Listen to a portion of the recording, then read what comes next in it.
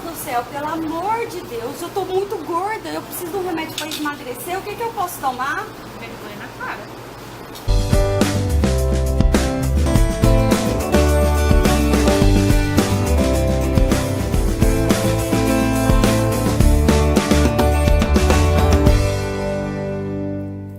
Seja bem-vindo a este canal, o canal que é literalmente uma droga. Eu sou a Priscila Xavier, se vocês quiserem saber um pouco mais sobre mim, tem meu Instagram aí em cima e também tem meu Lattes que vocês podem, aí na descrição do vídeo, procurar e dar uma pesquisada para ver se tem credibilidade ou não, né? Vai que. Enfim, hoje a gente vai falar sobre o tratamento da obesidade. O interessante quando a gente fala sobre obesidade, e esse vídeo vocês podem passar para outras pessoas que não são da área também, é que as pessoas hoje em dia, elas querem ser emagrecidas. Ninguém quer emagrecer, né? Ninguém quer se esforçar, quer fazer atividade física, reeducação alimentar, e aí elas optam pelo quê? Medidas totalmente loucas e associação de medicamentos. Então é super interessante para o profissional da saúde, profissional médico prescritor, ter o conhecimento sobre a droga, para a população em geral saber que aquilo ali tem malefícios, e também para os outros profissionais da saúde terem um entendimento que não dá para um paciente utilizar anorexígenos da forma como bem desejar. Então vamos aí para o tratamento dos anorexígenos. Bom, a droga que a gente tem na utilização hoje no Brasil é a sibutramina, tá? Essa sibutramina ela é utilizada em cápsulas, ela é uma droga de retenção de receita. Então, lá dentro dos medicamentos da portaria 344, a gente tem vários medicamentos e entre eles tem os anorexígenos, onde se enquadra a sibutramina. Então, quando o médico vai prescrever, ele precisa do termo de esclarecimento da droga, o termo onde o paciente ele assina. O médico também assina aquilo ali, depois vai tudo para a vigilância sanitária, juntamente com uma receitinha azul, onde fala a quantidade de cápsulas, a posologia, a concentração, assinatura e carimbo do médico e data, porque aquilo ali tem uma validade curta, né? Aquela receita vence, então passou dos 30 dias, a receita não vale mais, porque aquilo ali tudo vai ficar armazenado na vigilância sanitária. Por que a sibutramina tem toda essa burocracia para ela ser vendida e ser consumida, né? Porque ela é uma droga que ela tem uma grande quantidade de reações adversas. A gente sabe que na farmacologia a gente tem as drogas que elas são estimuladoras do sistema nervoso central, é onde se encaixa aí os anorexígenos. Então, todas essas drogas que eu tenho uma grande quantidade de reações adversas e eu tenho que controlar, eu tenho uma forma muito burocrática de poder dispensá-la. Além disso, em outros países, devido à sua grande quantidade de reações adversas, a sibutramina ela não é permitida à venda, né? E assim como antes no Brasil nós tínhamos aí a anfipramona, a anfeproporex, apesar que a gente sabe que no mercado negro existe, mas eles não são permitidos, né? Sabe assim, teoricamente, né? Houve rumores, às vezes lê alguma notícia, mas enfim, não é permitidos, né? São drogas que não são permitidas devido à grande quantidade de reações adversas. Então, no Brasil, hoje, nós não temos mais a comercialização das anfepramonas. E a mesma classe de anorexígenos, onde se enquadra aí a sibutramina. Então, só para vocês terem noção, na lista B12, sobre as substâncias B12, vitamina B12, né? Na lista B2, sobre as substâncias sujeitas à notificação especial B2, a gente tinha anfipramona, anfeproporex, que era comercializado bastante, assim, cerca de 13 anos atrás, né? Tem algumas outras e a sibutramina, e dessas drogas hoje a gente tem comercializado no Brasil apenas a sibutramina. Vamos para o mecanismo de ação, então. A sibutramina, ela vai agir tanto na parte de saciedade, como também na parte de diminuição do apetite, né? Então, assim, tem que tomar muito cuidado, porque se você realmente for um paciente indicativo de utilização de sibutramina, se você for prescrever para um paciente que precisa de sibutramina, ele tem que ficar atento que ele precisa se alimentar, né? Então, ele vai ter que ter uma alimentação, assim, regrada, porque o objetivo é o emagrecimento, nos horários certos, porque ele não vai sentir fome, porque ela trabalha tanto na saciedade quanto no centro mesmo da fome.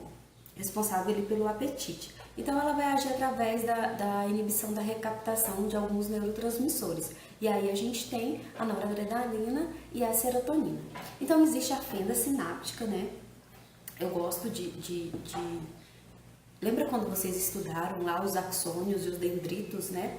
E aí a gente tem a comunicação vou fazer assim, comunicação de um, comunicação de outro, aquele espaço para comunicação, né? E nesse espaço a gente chama de fenda sináptica.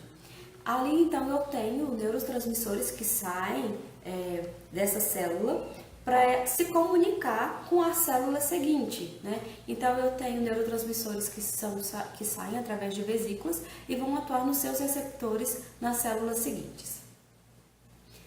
Após atuarem nos receptores, eu vou ter aí a recaptação desses receptores.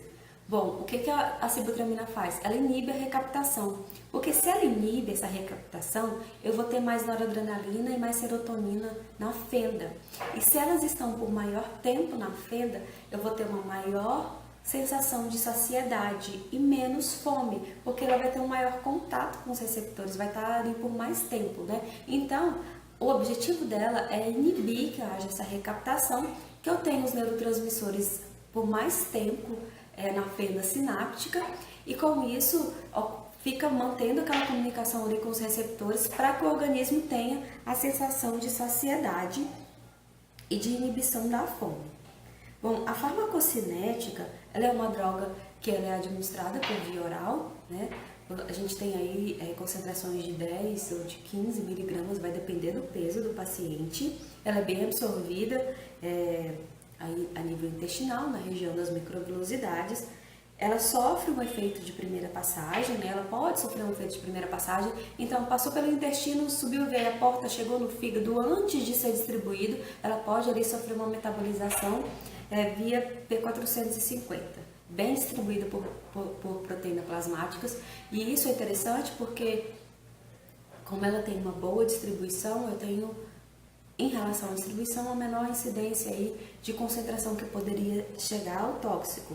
O metabolismo é hepático, tanto que ela sofre o efeito, né, na primeira passagem ali pelo fígado, aí quando ela volta da distribuição, volta para o fígado, ela sofre aí a ação das enzimas do citocromo P450 e vai sofrer tanto um metabolismo oxidativo quanto o conjugativo. Então ela tem eliminação renal e fezes, mas essa concentração de eliminação fecal ela é muito pequena. Então assim, nós temos uma proporção de 9:1, né? Em relação à eliminação, 9 renal e 1 fecal. Então é uma concentração muito pequena, 10% aí.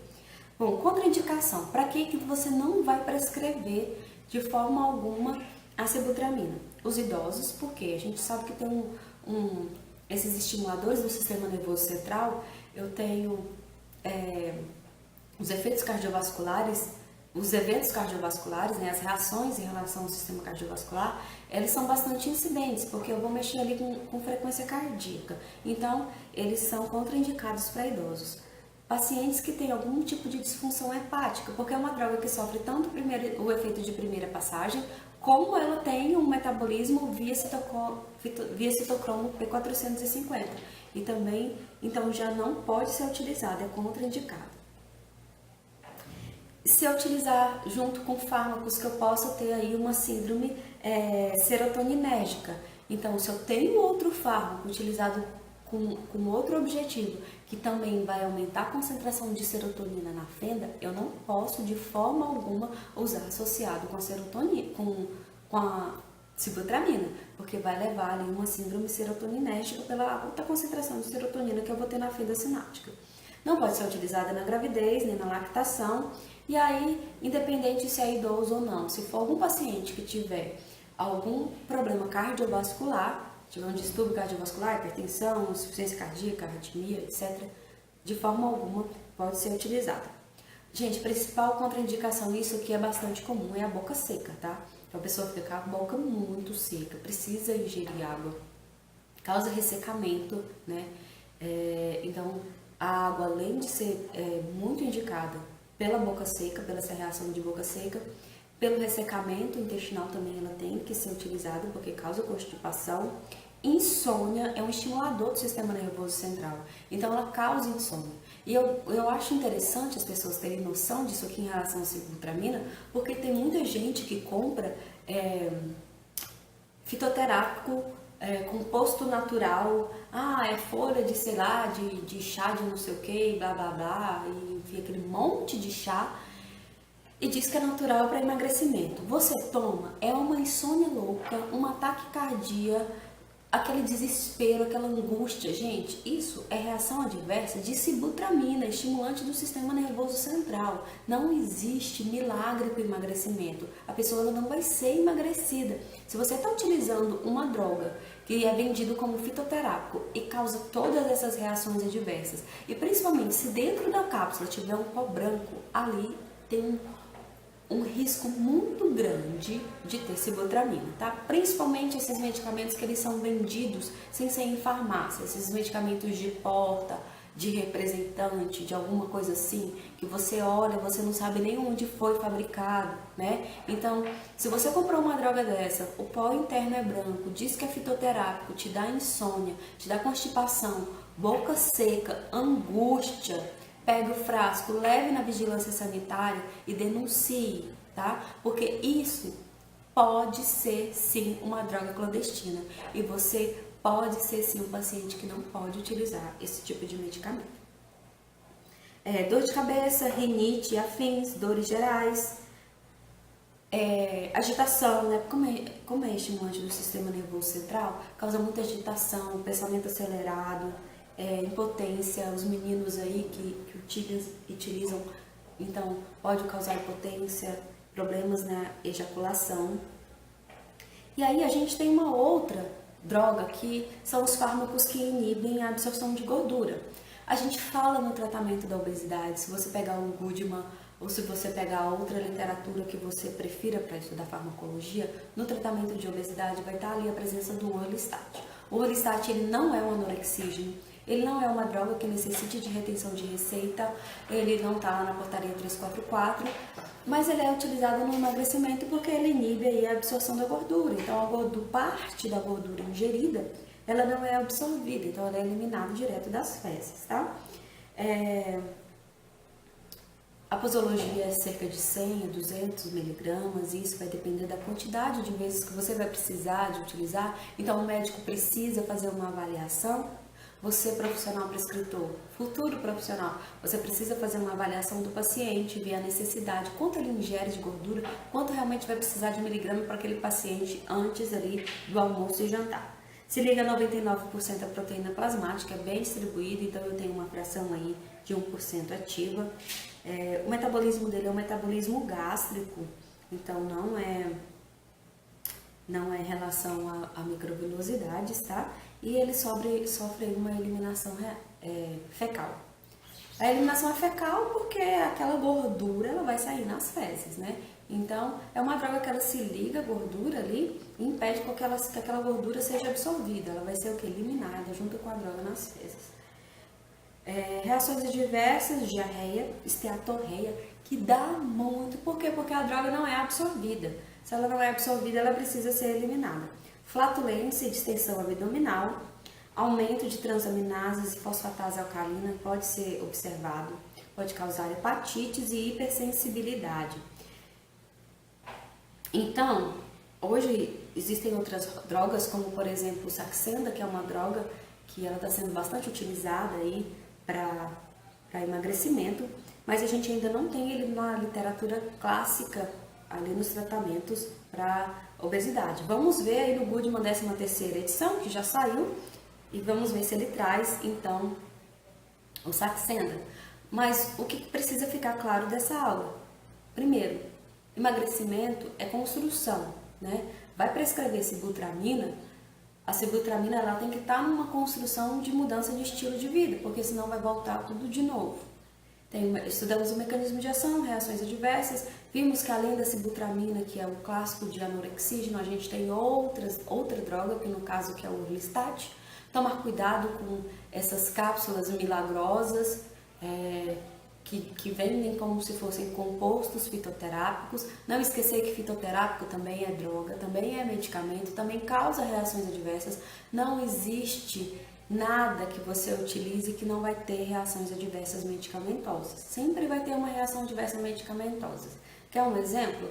Porque o fitoterápico ele é natural, ele é derivado da planta. Está muito discutido aí o canabidiol, né? O THC é derivado da planta também, né, gente? É derivado da maconha. E aí, tá todo mundo utilizando de qualquer forma porque é natural? Não, não é. Tem reações adversas. Então, tudo tem reações adversas. Se você for uma pessoa que é leiga e está procurando emagrecimento, procure um profissional prescritor. Se você está estudando para sua prova, foque no mecanismo de ação da sibutramina, que isso é bastante pedido, nas reações adversas e interações medicamentosas. Lá nas interações medicamentosas, vocês vão estudar principalmente pelo fato de ser um estimulante do sistema nervoso central, as reações que podem dar em relação ao paciente que ele tem alguma deficiência cardiovascular e também interação com outros fármacos que eles aumentam a concentração de serotonina e pode levar aí a associação dos dois a uma síndrome serotoninérgica. Até a próxima!